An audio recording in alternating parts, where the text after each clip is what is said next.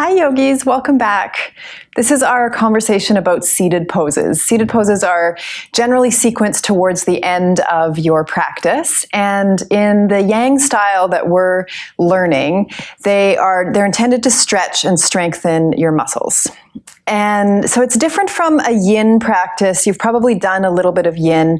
Yin deserves its own teacher training, so definitely look into it if it's something you're interested in. But in short, yin poses are different because they're not aesthetically based, and they're generally done with cold muscles, so you're not warmed up from your standing sequence, with the intention of stretching fascia, ligaments, and tissue. So that's the yin poses. The yang style seated poses, which look the same, but are done after you've warmed up your body through the range of motion and the power and the heat building, you create this feeling of attention in your seated poses. So the purpose of seated poses is to train your mind to stay focused on your mat. It's possibly the central focus of all of yoga, is to train your mind to be focused on the present. Be here now. And seated poses, they really exemplify how difficult that concept can be. So with standing poses, you're struggling with balance and you're maybe sweating a little bit and you're moving a lot and you're linking your breath with movement, and there's all these tools to hold your attention. But seated poses don't have that whole arsenal of tools, and it can really draw attention to how difficult it is to stay focused on the present moment. So this is 6 seated poses that we'll go over. We'll start with Virasana because that's where I'm sitting. This is hero's pose, and you are sitting on your heels. And if you have low back issues, this is a great posture as an alternative to sitting cross-legged in Sirsasana. It's much easier to get a straight spine, a tall posture in Virasana, hero's pose. Your hands are down on your knees, and your chin is ever so slightly tucked into your chest. Vira is hero, Virasana, hero pose. You can think of yourself as a hero of holding your attention. And you sit here quietly in this first seated pose. And every time your attention wanders off, you gently guide your mind back to the pose, to the mat.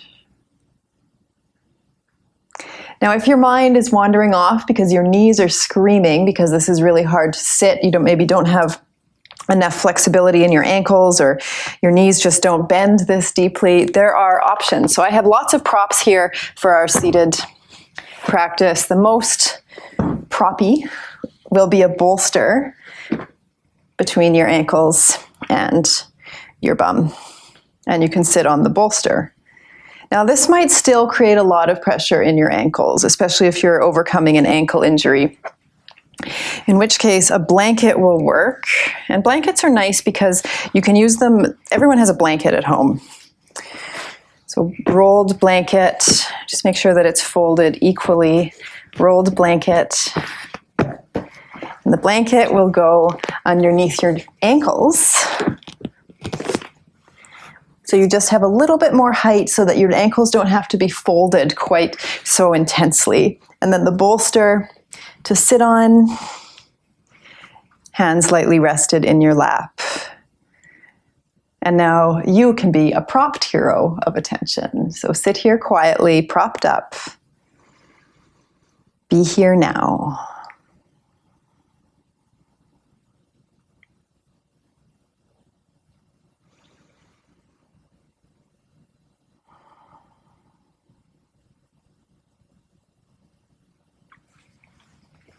Working our way backward. Next is Janu Sirsasana, which is head to knee pose. So I will show the unpropped version of Janu Sirsasana. So like I said, it's different from a yin sequence. A yin pose, you would just be sitting and you kind of let gravity flop you forward into this pose. But with the more yang, more active style of yoga that we're learning, you very consciously turn your shoulders and your hips towards your outstretched right leg. Imagine that you you are pressing your foot against a wall. I'll show you a trick to exemplify that imagination, so you don't have to use your imagination for that. But for now, just turn your shoulders towards your outstretched right leg, and then tip forward and hold on to wherever you can reach. Just for one breath, come up partway, take a breath in, and then fold forward. This is Janu Sirsasana. Head, Janu is knee, Sirsasana is head, or Sirsha is head. So it's head to knee pose. Now your head might be nowhere near your knee. In fact, it may never reach your knee in any yoga practice. So it's more imagining that your head is pressing down towards your knee. Now there's a number of props that you can use for this. As always, you can sit on something. So I have my beanbag cushion. It's always a handy device to sit on. It gets your hips lifted up and off the mat. And then a block and a strap can be really nice for Janu Sirsasana as well. The block creates some leverage for you to press your foot into, and the strap gives you something to hold on to. So some people from here, their hips are tipped slightly forward. They may be able to reach the outside of the block, and that can feel really nice because it's this firm, flat surface for your outstretched foot. If that's not you, strap or belt around the block. Press firmly into the block with your foot, and then fold forward, head towards knee.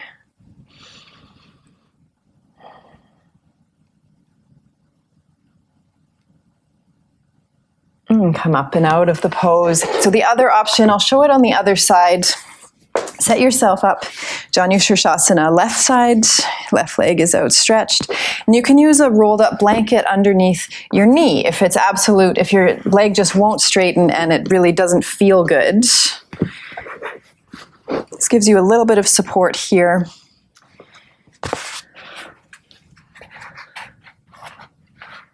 Block around your foot, strap around the block. Not all practices you'll have time to set this up, but sometimes you do, and it's nice to know these different versions to set up the pose. Holding onto this strap gives a lot of integrity to the pose and reminds you to keep a strong muscular action through the outstretched leg, and you start to tip yourself forward, head to knee pose. Suddenly your knee is a little bit higher, and so head to knee pose isn't such an abstract concept. In Janu Sirsasana, your elbows are lifted up and away from the mat. So it's different from yin in that you're not being floppy with your outstretched limbs. Come up and out of the pose, Janu Sirsasana. Just get rid of your props.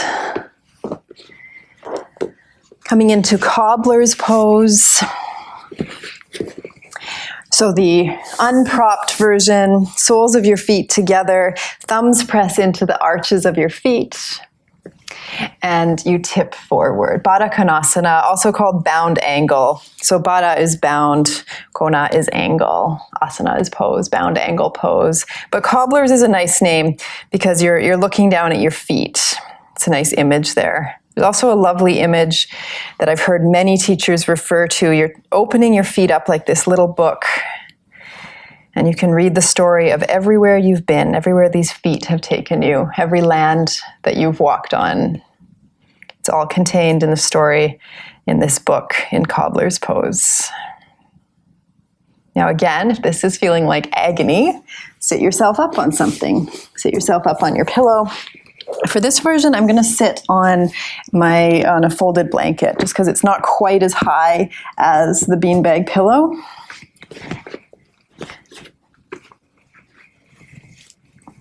Just tips your hips slightly forward, and then you can tuck into this forward fold, Baddha Konasana. Another option is to move your feet slightly further away from you. And you're gently applying traction with your elbows, pressing them down into your knees to deepen the sensation of the pose.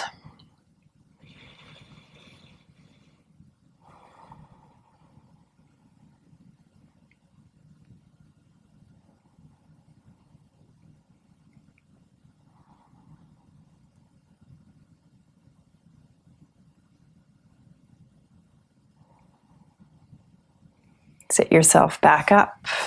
Grab onto the outside edges of your knees. Just sit here for a moment.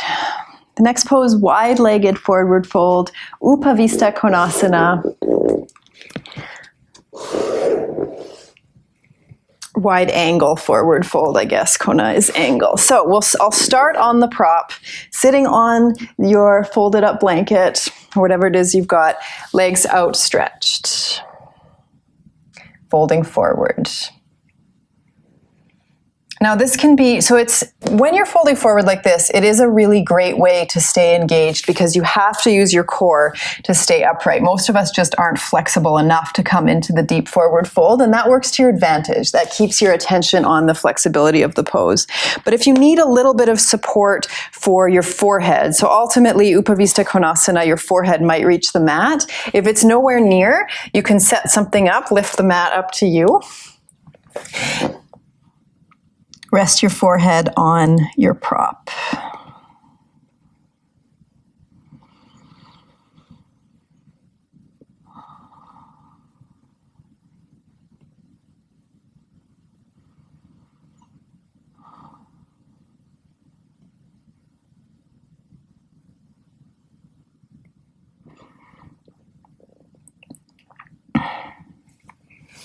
Now your feet stay very active in Upavistha Konasana, but if you need a little bit of a reminder, same thing as you did in Janu Sirsasana, you can use blocks and straps to keep that strong engagement with your feet. So press your foot into a block.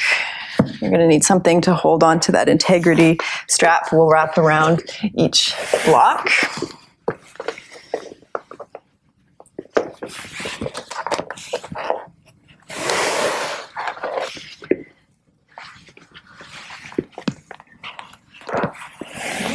Always takes a little bit of setup to get when you're going to use props, which is why I don't encourage always using props because it can take away from the flowing movement of the pose. But sometimes they're nice just for this engagement. So now you have like these little stilts on your feet and you can press your feet into the blocks and use the leverage of the strap to fold forward. Try to keep your spine straight and long. Pressing your feet against the block, pulling on the straps, pulling them back against your feet. And come up and out of that pose. Upavistha Konasana, wide angle forward fold. It's a bit chaotic when you use lots of straps and props. The studio, when tons of students are using straps and props, can start to look like a bit of a war zone. But never fear, we will do the yoga whether we use straps and props or whether we're just purists on our mats. It doesn't matter. Everybody is seeking out this yoga. It goes beyond the physical aspect, and the more you do it, the more you realize how far beyond the physical aspect. So for sure, yoga, these seated poses will stretch your muscles, they might increase your muscle strength, doing the practice might decrease your waist size, but really what you're doing is paying attention to self-awareness. So the key word with seated poses is attention. You're training yourself, you're disciplining yourself to pay attention to now, to this present moment. Ardha Matsyendrasana is the next one, half Lord of the Fishes. So Ardha is half, Matsya is fish, Andrasana is Lord. Start with your right leg extended. You can sit on something or not. Pick up your left leg and cross your left foot over top of your right. So this is a modification, full expression, you would bend your bottom knee. If you can bend your bottom knee and keep both sit bones nestled into the mat, absolutely go for it. Lengthen your spine, so squeeze your knee into your chest, apply some leverage to lengthen the spine, and then twist over. Sorry, I had that backwards. This is a tricky one. Students will often get this one backwards, but you'll twist over your left shoulder. So I always think I'm twisting towards that big glute muscle. Twist, and then twist your whole spine. So low back, mid back, upper back, and then even your eyes engage in the twist. Keep your chin parallel to the mat. Ardha Matsyendrasana. Unravel yourself and then switch sides. So for the other side, sometimes it feels good to sit on something, as always. I got my folded blanket all set up. And that just makes it more likely that your sit bones will be in contact with something and not hovering up and over the mat. Bottom leg is bent. Just gives me a little bit more height when I've sat on a prop. Twist over your right side. So if you can twist a little bit deeper, your elbow will press into the outside of your knee. And this is the first level. Hand is kind of up in a stop sign, deepening the twist. And then if you can reach for the arch of this bent knee, the knee that's pointing straight up. And all it does is deepen the sensation, deepen the twist.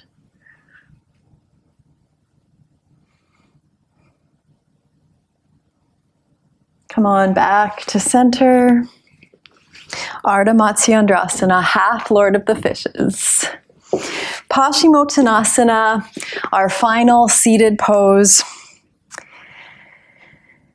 Paschimottanasana is intense west stretch or intense back stretch. I recommend sitting on something if you need to again. So, intense west stretch, the idea is that you are doing your sun salutations and doing your poses facing the rising sun. And the sun is rising in the east. So therefore, this intense, you're pointing towards the sun, so intense stretch for your back for the west side. Hold on to the outer edges of the feet and then tip forward. Now, if you can, you press through the big toe mounds and pull the pinky toes towards you.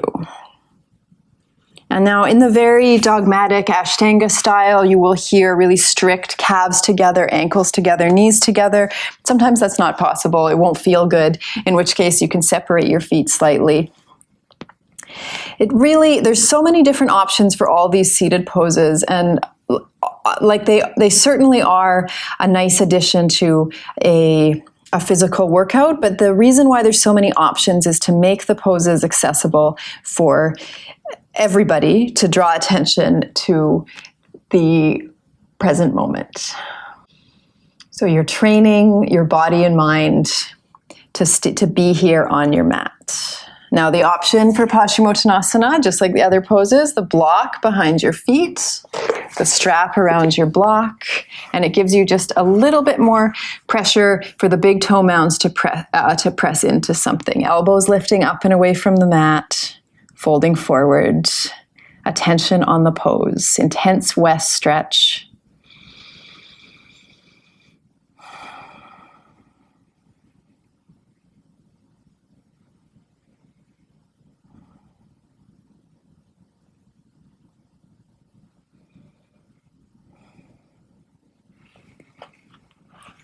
Come on up.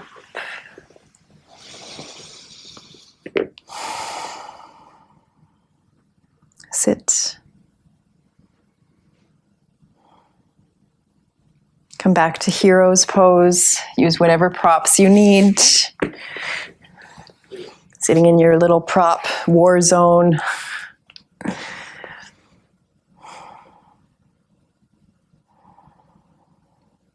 Be here now.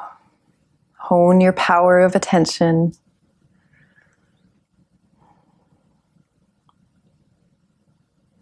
Use these seated poses to go beyond the physical of the practice. Use the practice to train your body and mind towards mindfulness, being neither for nor against the present experience, just experiencing it. Experiencing your experiences.